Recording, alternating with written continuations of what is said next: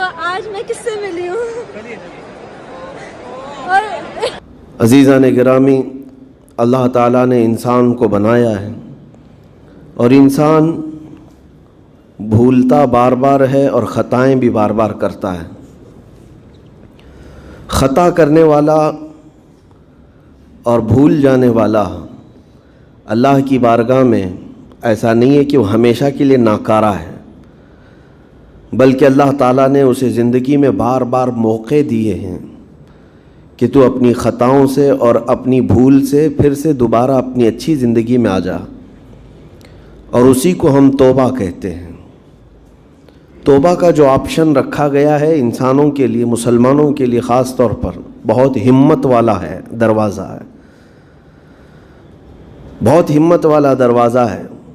اور اسی وجہ سے حدیث پاک میں یہ ہے کہ گناہ کرتا ہے بندہ، پھر توبہ کرتا ہے، پھر گناہ کرتا ہے، پھر توبہ کرتا ہے، یہ کرتا رہتا ہے۔ فرشتے اللہ کی بارگاہ میں عرض کرتے ہیں کہ مولا یہ تو بار بار وہی کرتا ہے، پھر توبہ کرتا ہے۔ اگر ہمارے ساتھ کوئی غلطی ایک بار دو بار کر دے، تیسری بار تو ہم اسے چھوڑیں گے بھی نہیں۔ انسانوں کی طبیعت تو یہی ہے، لیکن بندہ جب بار بار ایک خطا کرتا ہے اور پھر توبہ کرتا ہے، پھر خطا پھر توبہ، تو فرشتے جب اللہ کی بارگاہ میں یہ عرض کرتے ہیں کہ مولا یہ ہر بار یہی کرتا ہے، تو جانتے ہیں پروردگار عالم کیا فرماتا ہے؟ ارشاد فرماتا ہے، اے میرے فرشتوں، میرا بندہ مجھے رحمان سمجھتا ہے اس لیے بار بار توبہ کرتا ہے، مجھے وہ ارحم الراحمین سمجھتا ہے، ورنہ کون بار بار اللہ تبارک و تعالیٰ کی بارگاہ میں دروازہ کھٹکھٹاتا؟ تو رب تبارک و تعالیٰ ارحم الراحمین ہے، یہ تصور ہر مسلمان کے ذہن میں ہے، اس کی وجہ سے وہ کبھی مایوس نہیں ہوتا۔ اور شیطان کا سب سے بڑا حربہ کیا ہے جانتے ہیں آپ؟ سب سے بڑا بہکانے کا اور گمراہ کرنے کا اور ہمیشہ گناہوں میں ملوث رکھنے کا سب سے بڑا آلہ، کہ بندے کو سب سے پہلے نا امید کرتا ہے، اب تیرا کیا ہوگا، تو بہت برباد ہو چکا ہے۔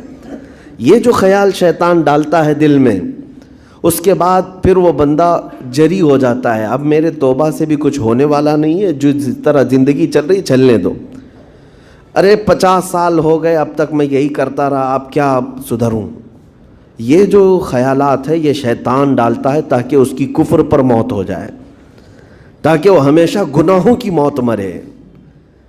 نا امیدی جو ڈالتا ہے شیطان، اب میرے ساتھ کچھ ہونا نہیں ہے۔ نہیں میرے عزیزو، رحمت عالم صلی اللہ تعالیٰ علیہ وسلم کی بارگاہ میں کیسے کیسے لوگ آئے اور ارحم الراحمین نے ان کی توبہ قبول کی۔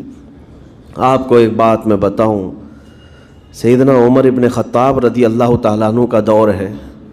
مثنوی شریف میں مولانا روم فرماتے ہیں، جنت البقیع آپ نے سنا ہوگا، قبرستان مدینے کا، مدینے کے قبرستان میں رات کے وقت ایک بوڑھا آدمی 80 سال کا جو بانسری بجاتا تھا اور اسی سے پیسہ کماتا تھا، اس کی بانسری میں بڑی اچھی لے تھی، بڑی سر اچھی تھی، لوگ سنتے تھے اور پیسے دیتے تھے، لیکن بڑھاپے میں جب سانس پھولنے لگ جاتی ہے، ہانپنے لگ جاتا ہے، سانس نہیں ٹھہرتی، تو بانسری کیسے بجتی؟